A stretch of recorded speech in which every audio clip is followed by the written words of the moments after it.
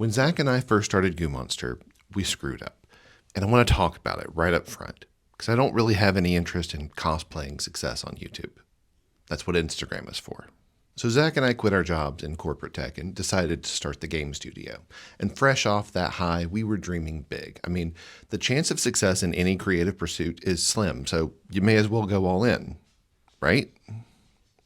No. See, we got overly ambitious in our first game, and we did so in all the wrong places. It ended up costing us a lot of time and money that we didn't have to spare.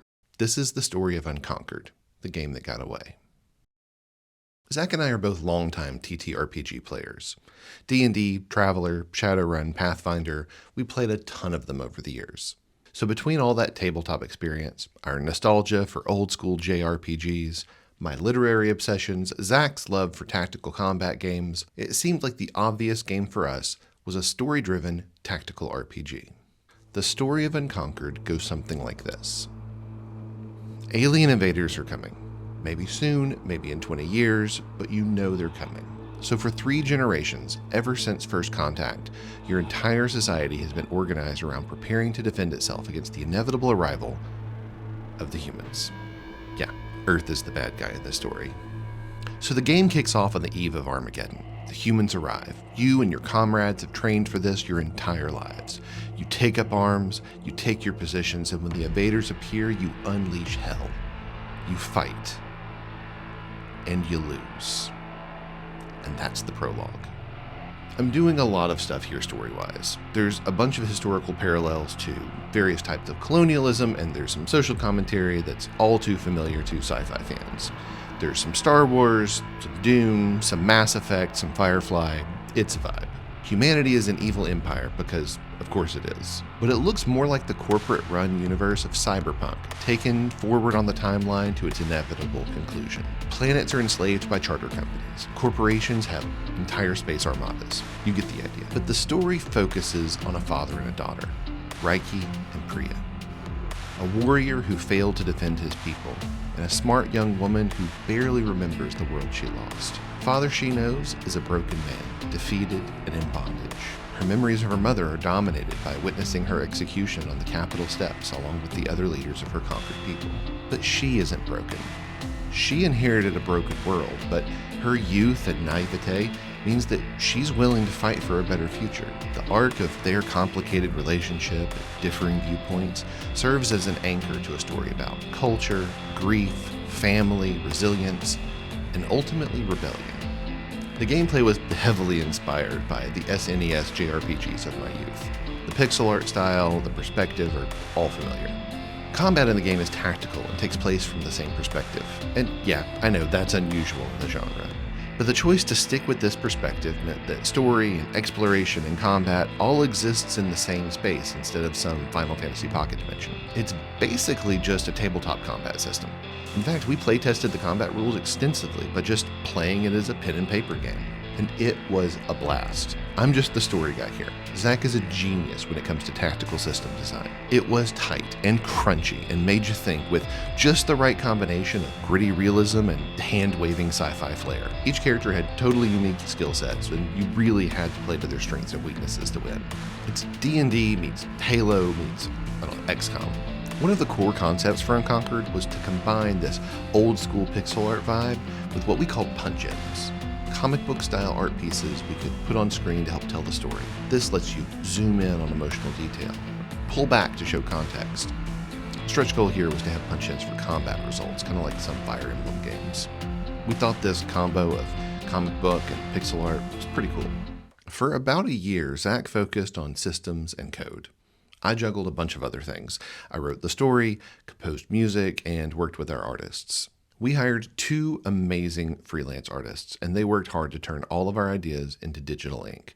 And honestly, I think they did an amazing job. And yet it was art that doomed this game. Or rather, my inexperience at estimating just how long art takes. Estimates in software are already a nightmare. Don't even get me started. But at least I've got 20 years of experience to gut check on feature development. I even have several bullshit certificates like Certified Scrum Master and Project Management Professional. But art?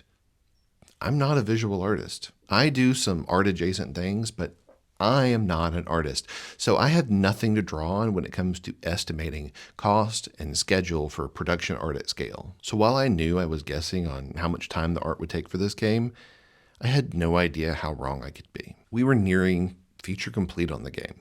The combat system was awesome. We had elegant systems for managing skills and statuses. The core game loops all worked. We were dialing in the enemy combat AI, but the art for the prologue wasn't done yet. Yeah, we cut the game in half, turning it into a 3-act story with a potential sequel. And that helped, but finishing the game was still a long and expensive road ahead of us. We were going to run out of things for me and Zac to do long before the art was finished. And then we lost one of our artists. And before I say anything else, absolutely no shade. He was a pleasure to work with. He left the project to pursue education, and we truly wish him all of the best. He can use us as professional references forever. So we began the hunt for a new artist, which went on for a stressfully long time. Finding an artist with an art style that wouldn't clash with everything we already had proved really difficult. It's not like we had a track record and artists were beating down our door, and our small budget excluded a lot of established artists. So then we considered just killing the whole comic book thing. Double down on pixel art, which meant reworking the script and figuring out what to do with all of those story bits that we were relying on comic book panels to tell, which meant the art backlog might actually get bigger. Eventually, we decided to pull the plug. Unconquered was just too big of a game for us right now. Oh, the stuff that we know how to do? Zac's got a master's degree in computer science. The code went fine. I've written multiple novels, so the writing really wasn't an issue. We had lots of lessons to learn on game design, but we put in the time, and we learned them. But art? We'd need a proper art team to tackle a game like this. And a proper art team meant more money.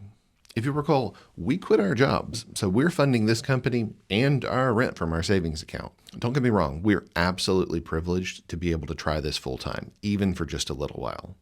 But we're not that privileged. The artistic scope was just too big with the number of places and planets and characters, and we really should have realized it sooner and bailed. But hindsight's 2020. When you're new to something, you're definitely going to make some mistakes. All we can do now is be honest with ourselves and file the lessons away and figure out what we're going to do next.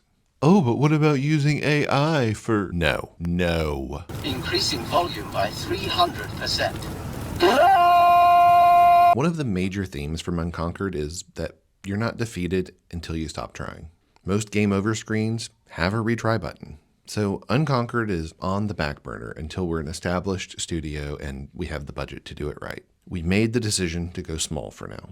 If we can't afford an art team, then we'll make do with whatever derpy art I can manage. We're going to make a game that's just me and Zac. We're going to focus on fun and flavor and weird indie charm. And so that brings us to our next video. Now you're all caught up on the story of Goo Monster so far. This is what we've been up to while avoiding doing the whole social media thing. Follow this channel if you're curious to see what we're building now, why I grew this stupid beard, why I bought a stupid hat. My wife hates this beard, by the way, but this beard is for marketing purposes. Believe me, if I had a marketing budget, I'd outsource beard.